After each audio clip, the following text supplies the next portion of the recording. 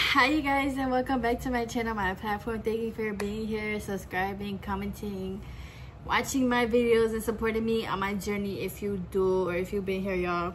No, I thought about nothing in life is that fucking serious. Like, really, truly, nothing in life. Relax, bitch.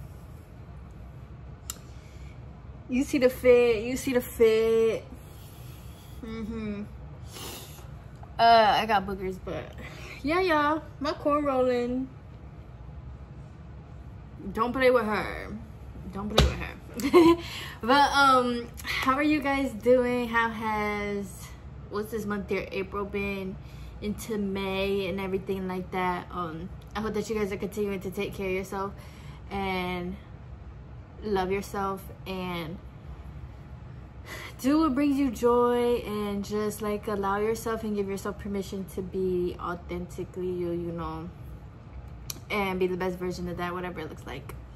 I hope that's been going on for y'all. But I wanted to talk about this book. I got another book review, or like another book suggestion to read, or maybe another one of my favorite books, which is Cybernetics. So this book is basically about your brain, right? That's what psycho is for. If you ain't know, psycho means brain. So like psychology, all that stuff, it's about the study of a brain, somebody's brain, okay? So whether that's child psychology, family psychology, abnormal psychology, it's all about the brain, just different parts of it. Fun fact, my favorite subject in college was psychology. I was a social work major, so each semester I had to take a psychology class, but those were like my absolute favorite classes to take. I love psychology. I love learning about our brains for some reason. I don't know, I'm very like interested in it. So this is basically, and it says it right here, tap into the power of your subconscious mind to improve your self-image, learn to use your positive past, set and achieve worthwhile goals, develop compassion, self-respect, and forgiveness, cultivate the power of rational thinking, discover the key to a happier, more successful life. And then, yeah, I'm not gonna read the back, but I wanted to see if there was something important on here too. So yeah, but the person who wrote this book, Maxwell Maltz, I believe he was a plastic surgeon, and he would do plastic surgeries on people, and then he just became like interested in the psychology part of it, because he realized like a lot of people get plastic surgery and still feel the same about themselves. So whether they're changing something on the outside, or say they wanted nicer eyes, nicer butt, smaller butt, whatever it may be, their nose, whatever, he realized that like sometimes no matter what people got, like they still went home and felt the same, or even would come back to him with a whole nother problem. So he started like looking into that, and he realized that it really all came down to self-concept, which I firmly believe this book really goes into depth about, is like improving your own self-concept while also understanding how our brains work. So he always says like our brains strive to achieve goals, basically. No matter the goal, your brain, if you put a goal in your head to get from here to over there or whatever, your brain is like, that's what our brains are here to do. Your brain is going to soak that in and try to figure out how to do it. So he also talks about how, and it's not just like our conscious brains, which is what we are like now, like you and me up right now, we're using our conscious brain, and our subconscious is just like in the background. So basically he said like your subconscious part, the part that's underneath everything, the part that holds everything, basically the root of who we are as people and what we have seen and everything like that, what we have intaken, the things that we believe, all of that is in your subconscious, right? So he basically just goes into depth about how like you have to kind of take care of yourself and let your brain also take care of itself. So if you have a goal, you have to kind of trust yourself and trust your brain, that your brain knows how to get there. So he speaks about sports a lot, like how if somebody's like playing ping pong or tennis, basketball or golf or something like that, like obviously when you first do something, you're not really going to be the best at it. You're not really going to know too much. But the point of our brains is just to continue intaking and just continue getting better and continue kind of doing that shit sub/unconsciously, which is part of like why practice makes perfect. Because the more you're doing something, the more your brain is trying to figure out, oh, okay, maybe I should go this way a little bit. Maybe I should go this way a little bit. Maybe if the thing is here, you know, maybe I should hit it this way or that way. So basically he goes into depth about that. And he also goes into depth about how, like, in order to let your brain also strive for those goals and do its job, you have to relax. You have to be present. You have to, it's kind of like, this really does kind of go hand in hand with Joe Dispenza's type of work of like meditation and using your imagination, which he talks about too, is like using your imagination and utilizing it, because that is your God-given gift, one of them, to see yourself how you want to see yourself how you want to see yourself, like achieving the goals. Or say for me, my dream is to be a YouTuber amongst all other things, you know, be a YouTuber, be a mom, So when I meditate or even when I imagine, and it's like when you kind of let yourself just be in your imagination, there's so much creativity and so many things that come up, so many images, so many, like, that your brain really just starts to work and really showing you. It's kind of like you're practicing before you do something, you know. So then when you like are doing it or continuing to do it, or even while we're consciously living, we're able to spot more opportunities about it. That's why sometimes if you're thinking about like a certain car or you want a certain car, you're seeing it all the time because your brain has imagined that car. You think it's nice. That's in like your brain now. Your brain has soaked that up. It's like, oh, we want this car. We like this car. You also have emotion involved in it. So now you're seeing that car, but it's not so much that like that car is just out here because you want that car. I mean, it kind of is, but it's also because that's also what you're paying attention to now. Now that's in your filter because now you're aware of it because you now want that car. So that's kind of like how our imaginations are, you know, whatever we want, whatever goals we want, we start spotting more opportunities for it. We start, even me with YouTube, like one thing I love about me being a YouTuber, I am never running out of content. Like, my brain is constantly telling me what I should talk about, what I should do. I even have things that like I maybe go through and then realize, oh, I can actually tell that as part of my story because I've overcome it, and you know, now I come out here, like things like that. No matter what you do, you'll never really run out of ideas for it because that's what your imagination is for, and it goes so deep. And once again, it's God-given. When something is God-given, that really, really, truly means like it's God. You know, you're always gonna have like a vision. I guess that's what it's called. So yeah, he goes into depth about that, like your imagination, using your imagination to be better, using your imagination to help you go towards goals. Even some athletes and stuff, before they play a game, they're visualizing, imagining how they're gonna play the plays.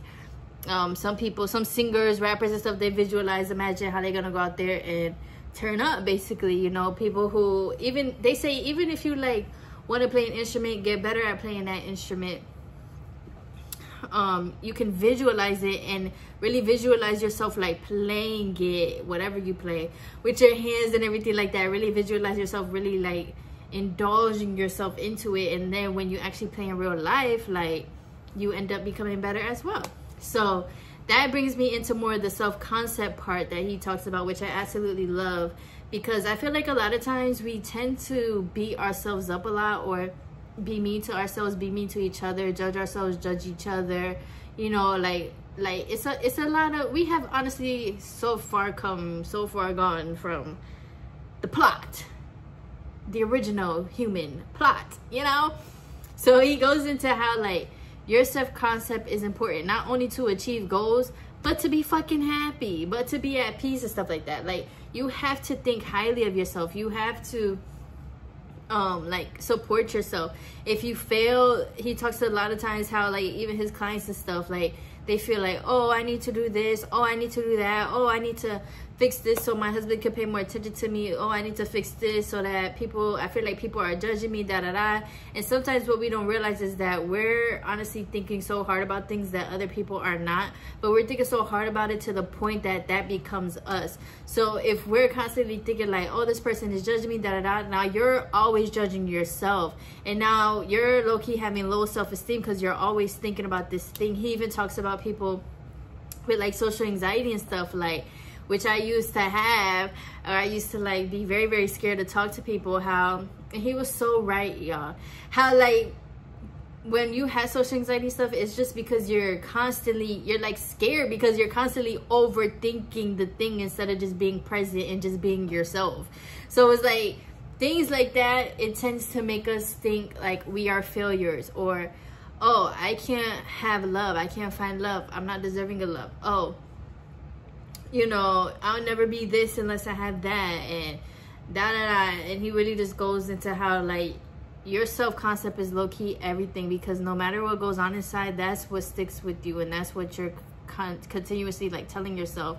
And I can relate to that so hard. One of my main goals with meditating was to silence a lot of voices and to silence a lot of the thoughts in my head that I knew were not benefiting me, and that I knew like, you know, it was kind of taking over. Like it got to a point where like for real I was just anxious all the time, and it might not have even been so much what was going on. Like I wasn't in danger or nothing, but my nervous system kind of like, I don't know how to explain it, but I just used to think so much. And that was one of my goals of meditating, was like to calm all that down, or to know and control my own thoughts. So he even talks about that, like you have to hype yourself up, you have to be your own best friend, and you had to kind of understand like a lot of times the things that we think, it's not so much that we are a failure or we are this or that. It might just be that like you just went through something, or you just failed at something, but that doesn't mean you're a failure. And it even goes into how like people with stuttering, how like sometimes it's not even that the person stutters, it's just their brain. Sometimes like our brain kind of blocks ourselves or things like that based on what we tell it. So maybe your parent told you you're this, you're that, and then you kind of believe that growing up, and now you're a stutterer. Or maybe they said that shit because maybe when you first was talking, maybe you was stuttering a little bit, and then they just could say, oh my god, he's a stutterer, he a stutter, like he stutter, and now you reading in class stuttering. But it's not because you stutter, it's just because like your outside environment and stuff told you like you stutter, and then your brain believed that, now you stutter. Like we are so powerful as humans, y'all, it's fucking crazy. So yeah, he even just goes into that with that, and like how, you know, there's even some people who like under pressure they work well, there's some people who when they're under pressure they don't work well. So he just goes into depth about all that stuff, and how like a lot of times we block ourselves from maybe the things that we want, which and sometimes we don't even know it. It's valid, we all human, you feel me? But he just goes into how, yeah, you can do it. Like you can do it. Sometimes you got to take a break and come back to it. Sometimes, you know, things might not plan out how you wanted it to or whatever, but everything is always working out for you. And so yeah, he calls our brain a servo mechanism, because basically his goal is to serve us. So, which I do believe, because I feel like that's what we're here to do as humans, is create. And within creation is a goal. You know, whether you're painting, whether you're expressing yourself, whether you're even doing a math problem, like the goal is to solve that, to express that, to get the answer. So it makes sense. Our brains are here for the goals, like, you feel me? And then he even says like, a lot of people when they retire, or a lot of times like with Alzheimer's and stuff like that, a lot of times it's because our chromosomes have these telomeres on it, which Joe Dispenza goes into too. And like to keep those telomeres active and long, like the better your telomeres are, basically the longer like you can live and the less diseases you have and stuff like that. And he was basically saying like a lot of diseases and all that stuff is from the telomeres, because we're always stressing out, we're always anxious about something, or we might be sad or whatever. And he goes into how those telomeres end up shortening, and then it causes things like Alzheimer's, diabetes, cancer, which makes so much sense. Like literally Dr. Joe Dispenza talks about this, and I've talked about him before on my channel. So yeah, and he just goes into how like if you want to kind of avoid those things or stop those things, like you have to, like your brain has to work, use it or lose it, for real, for real. Your brain is a muscle, it has to work, it has to do what it's here to do, or like it's just not. And then your whole body is just like dead, gone, done, like basically. So yeah, I'm trying to think what else, because there was something else.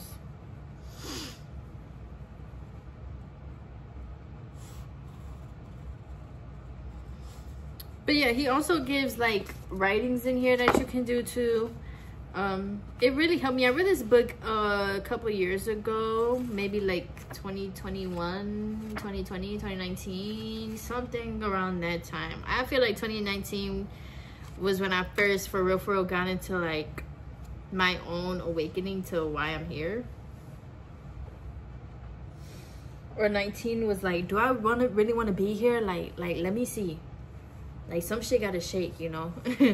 So reading it back then, I identified with so much stuff that he had said, coming down to the low self-esteem, down to how I saw myself. Like I used to try to think positive, but like deep down inside I still felt how I felt about myself. Like I still felt broken, I still felt damaged, I still felt like, so he even says that like you can think positive, but positive thinking is not the only thing. Like that ass deep down inside you have your identity and whatever you identify with. So reading that years ago versus now, y'all, literally I reread it and I was like, oh my gosh, like this shit low-key set me up for where I'm at right now, because this shit was calling me out on everything with love, of course, with love, you know. I just saw like I said, I resonated with a lot of these things. But now rereading it, I was just like, wow, like I actually did it. Like I didn't just read this book, I didn't just listen to Dr. Joe Dispenza's meditations, I didn't just listen to it. No, I really did this shit. Like period. I really got down to the gritty nitty bitty. I really like did this shit, you know, even when I didn't know and all that stuff. So rereading it now is like, wow, I have grown so much. So I definitely do recommend this book. There's nothing terrible in this book. Everything is so helpful. You might have to read it a couple times to continue, you know. Life is just a journey sometimes, you know. Not saying that it's always meant for self-reflecting and self-growth, because it's not. You gotta take time off sometimes. But anytime you do or want to get back into it, this book will help you. It even has certain chapters on everything that even might help you with something going on in your life. Like it's really helped me. And even though when I first read it, I had felt how I was feeling and I was a little bit lower and everything like that, like, you know, I still did it coming back years later. And it really was because of this book. You know, you got to intake these things, keep intaking so your subconscious can absorb it. And then, yeah, life's so crazy. Life is so crazy. Life is so crazy. Life is just crazy. And it all ties back into like everything is deeper than we know, for real. Like and we have so much guidance here, y'all. Like the fact that I read this book, did the work, can reread it now and actually for real understand it because I did it. That's nothing but my God self. That's nothing but my higher and future self. Maybe even the me today telling my younger self to read. I don't know, y'all, but life is crazy. Life is crazy. So, yeah. And then he does have, like, what success is and everything like that. And that concludes me, like, to my last point that I'm going to talk about. So, basically that comes to, like, living a happy, successful life. A lot of us think success in terms of, like, having a certain amount of money, maybe you scored a whole bunch of A's, 100s on your test. We feel like, you know, all these different things of success, your job, your level, da-da-da. But in this book, it really comes down to success really is just winning, or also positive wins, positive things that have happened. A lot of us resonate with the negative things that happened or the times we lost, and, you know, we're always trying to like not do that again. But he's also saying like it's on the other side too. Like there's so many times where you have won before. There's so many times where positive things has happened to us before. Things where even we're lucky at, things that or considered lucky at. You know, it's just a lot of things have worked out for us before. So they're saying like the secret to success, or like to be successful, you got to continue looking at those wins. You got to continue looking back at like, well, I really did this and I did a good job. You know, like I said, hyping yourself up again. You got to go back and give yourself credit for real and continue thinking about those things and look at yourself as those things as opposed to the negative things. So hopefully that makes sense. As always, he goes way deeper in it, but that's like the basis of it. And I absolutely love that. Because once again, I feel like everything we were taught, or a lot of things we were taught, were lies.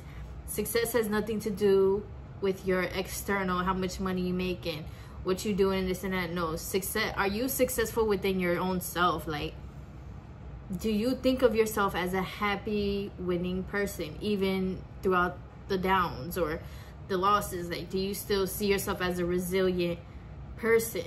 You know, are you still giving yourself compassion, kindness? Like, you know, that's success. Peace, that's success. So yeah, I highly recommend this book once again.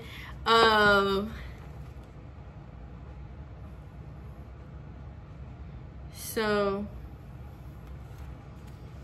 yeah, and they even talk about imagination in the sense of like sitting in a calm room, however you want to, however that looks for you, but you have to like take time out of your day to really daydream, which I agree with 100%.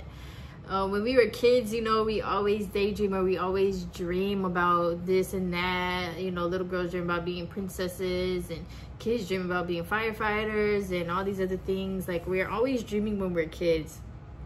So it kind of just brings all of that back. And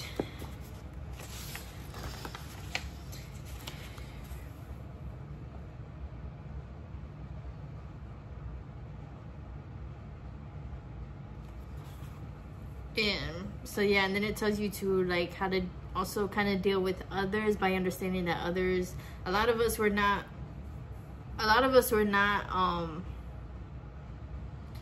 who like, a lot of us are not, like, say somebody's angry, stressed out or whatever, like that shows up in plenty of examples, and it has nothing to do with us, and it don't even really have nothing to do with that person either. It's just that how you feel emotionally does play out into like almost everything in your life. So yeah, if you want to learn more low-key about emotional intelligence and like your brain and stuff like that, read this book. It's not long either. You'll honestly get through it very quick, but also just take your time. And once again, you'll probably read it multiple times. The first time you read it is definitely like a whoa. So yeah, I think that's all I have. Thank you again for watching my video, and I just want to say life is not all about self-growth and healing all the time, but it takes a lot to start, and it takes bravery to take a step and continue taking steps after the first step. So I just want to say I'm proud of everybody, and if you're looking into being a more positive person, or loving yourself more, or whatever your goal may be to just better yourself and however you see, I just want to say I'm proud of you. And I'm proud of you for taking that step. So yeah, I love you guys. Bye.